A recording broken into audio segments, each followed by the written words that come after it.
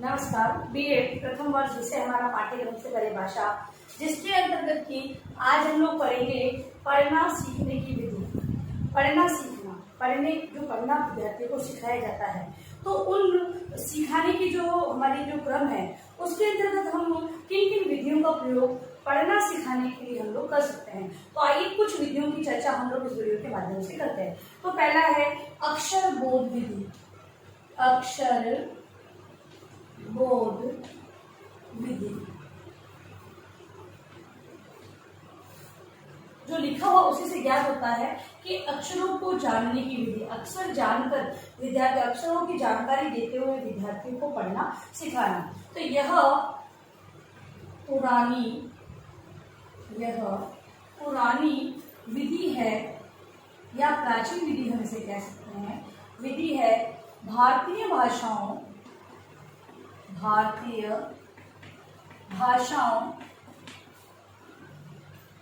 के पठन के लिए, भारतीय भाषाओं के पठन के लिए इस विधि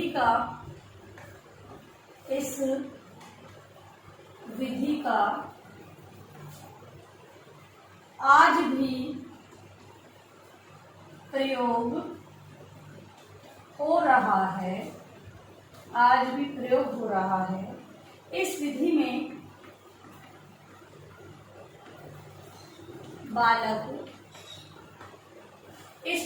बालक क्रमानुसार वर्णमाला के भिन्न भिन्न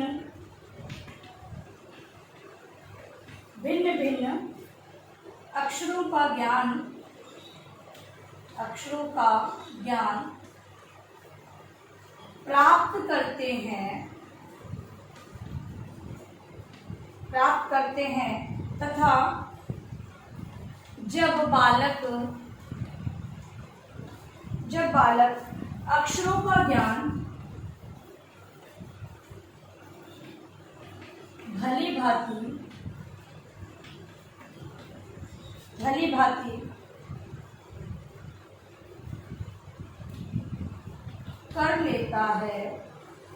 कर लेते हैं तो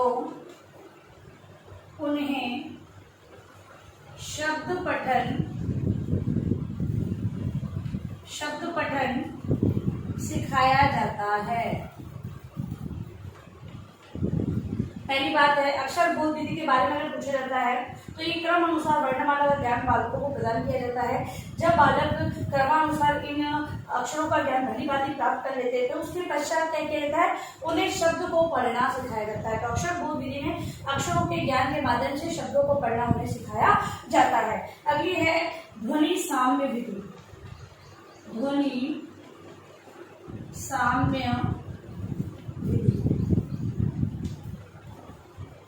ध्वनि साम्य विधि, यह विधि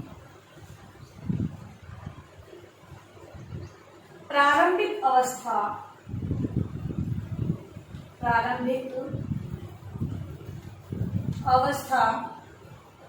के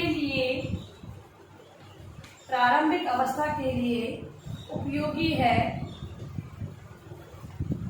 ध्वनि साम्य विधि, क्योंकि जो छोटे बालक होते हैं उन्हें बुलवा कर वो अनुकरण करते हैं और फिर ध्वनि के माध्यम से उन चीजों को सीखते हैं। इसलिए ध्वनि साम्य विधि प्रारंभिक अवस्था के लिए उपयोगी है। इसमें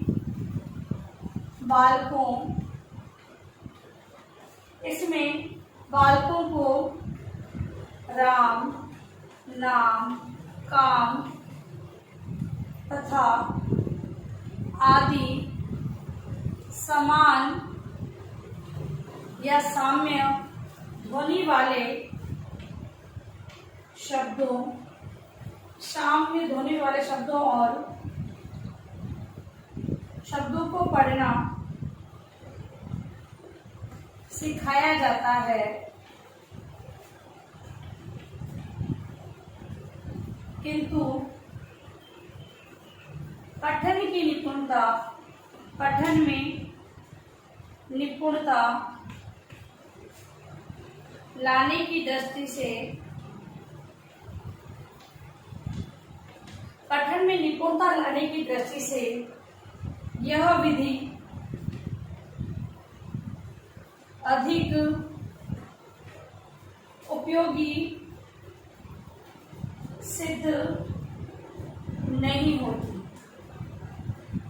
ठीक है, तो साम्य ध्वनि मतलब कि समान ध्वनि, जैसे कि राम है, नाम है, काम है, धाम है आदि ध्वनि, ये समान ध्वनियों का उच्चारण अगर विद्यार्थियों को सिखाया जाता है तो पढ़ने के लिए ध्वनियां काम तो आ रही है, लेकिन हम ये कहेंगे पढ़ने में निपुणता इससे लाई जा सके तो साम्य ध्वनि, क्योंकि सारी ध्वनियां समान नहीं होती, कहीं पर उतार कहीं पर चढ़ाव विद्यार्थियों को सिखाया जाना चाहिए। तो यहाँ पर ये ज्यादा ये कहें अधिक उपयोगी सिद्ध नहीं होती है ये वाली विधि। अब है देखो और कहो विधि। अगली विधि है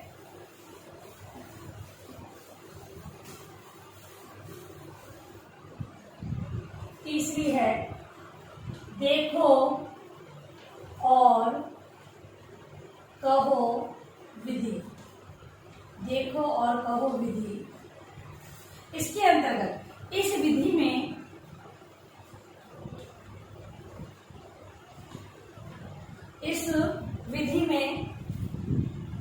एक पूरा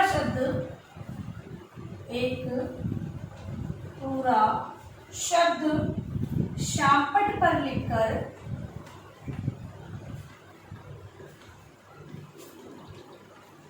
श्यामपट्ट पर लिख दिया जाता है, लिख दिया जाता है और अक्षरों की पहचान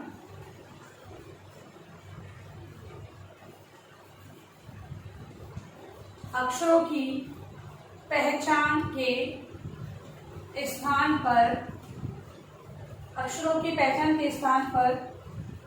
शब्द के स्वरूप की पहचान कराई जाती है। यह विधि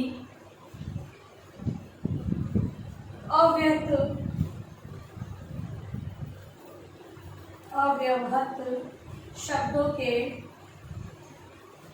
पठन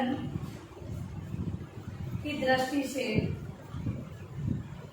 अधिक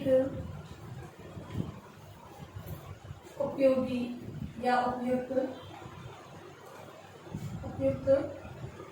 नहीं है। देखो और कहो विधि, इसके अंदर श्यामपट्ट पर कोई एक शब्द दिया जाता है तथा अक्षरों की पहचान के स्थान पर उस शब्द के स्वरूप की पहचान की जाती है, बच्चों से करवाई जाती है, जिससे कि बालकों में जो अव्यक्त शब्द है मतलब जिन्हें वो जानते ही नहीं है, जिनके बारे में जानकारी नहीं है, तो बालक है वो उसे समझ नहीं पाते हैं। इस हेतु इस विधि को ये कहा गया है कि ज्यादा उपयुक्त विधि नहीं है। अगला है अनुध्वनि विधि।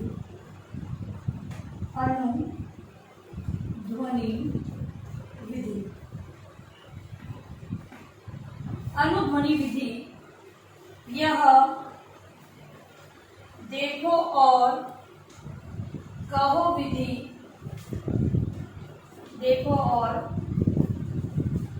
विधि का रूपांतरण मात्र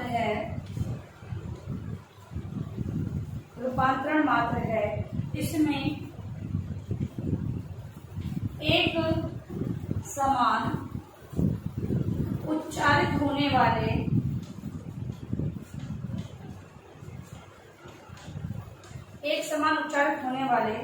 शब्द एक साथ ही सिखाए जाते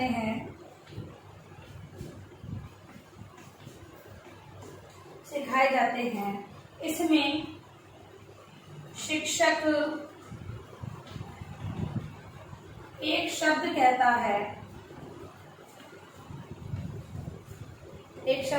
है और छात्र उसका अनुकरण करते हैं।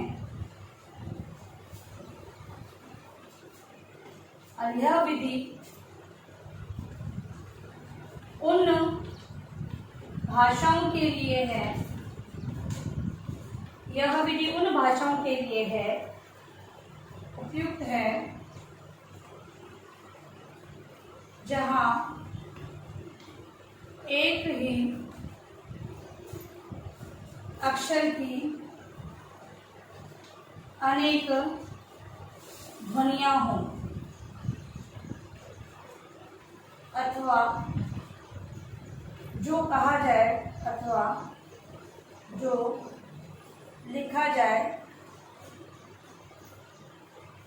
लिखा कुछ जाए, पढ़ा कुछ जाए।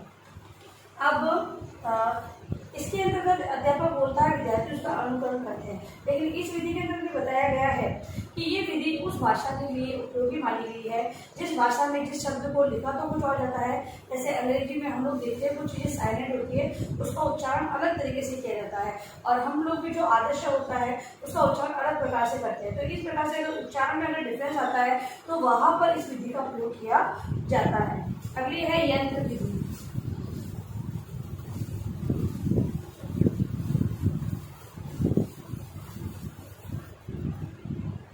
अगला है यंत्र विधि।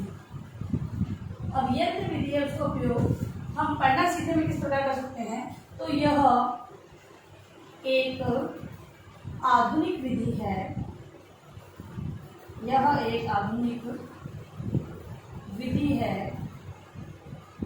इसमें ग्रामोफोन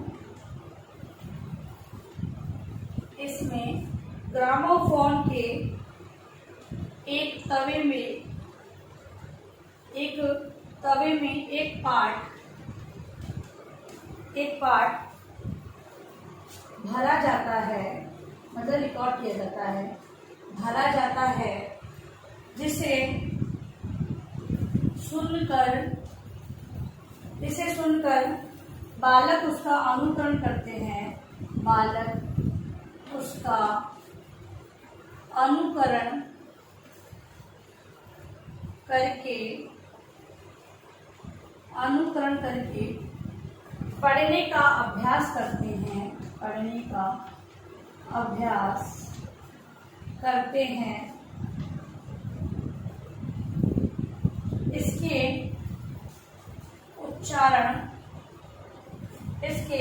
उच्चारण में एक रूपता,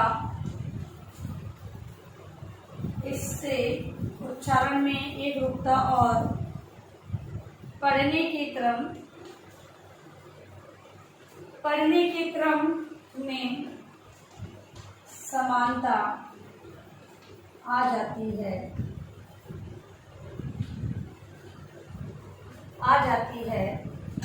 किंतु अधिक व्ययसाध्य होने के कारण, अतिरिक्त व्ययसाध्य होने के कारण भारत जैसे देश के लिए यह उपयुक्त नहीं है। अब यंत्र विधि जैसे कि हम लोग जैसे कि भाषा प्रयोगशाला उसका प्रयोग कर रहे हैं, और यहाँ पे ग्रामोफोन है, इसे पाठ को टेपांकित करके विद्यार्थियों को सुनाया जाता है, जिससे विद्यार्थी है उसका अनुकरण करते हैं और पढ़ने का अभ्यास वो स्वतः करते हैं। लेकिन भारत जैसे जो विशाल देश है, इसके अंतर्गत की जो संसाधन है वहाँ संसाधनों की कमी है, तथा जो शिक्षा है वो अभी भी विकासशील है, ठीक है। तो यहाँ पर इन चीज़ों का प्रयोग करने के लिए व्यय साध्य होने के कारण का प्रयोग करने में थोड़ी समस्या आती है। यदि इन इंस्ट्रूमेंट्स को खरीद भी लिया जाता है तो उसका प्रयोग किस प्रकार किया जाए, वहाँ पर जहाँ पर प्रॉब्लम आती है तो वहाँ पर ये शिक्षण कार्य को प्रभावित होता है। इस कारण भारत देश जैसे देश हमारे, ऐसा नहीं कि यहाँ पर हो नहीं रहा उपयोग हो रहा है बहुत सी जगह से उपयोग, लेकिन हम लोग पूर्णतः सक्षम नहीं है इसका उपयोग करने में, ठीक है। तो इस प्रकार से हमने जिन विधियों को देखा, आप उसी को आज गृह कार्य के रूप में लिखकर लाएंगे। लिखिए अपना गृह कार्य प्रश्न। गृह कार्य, अक्षर बोध, ध्वनि साम्य,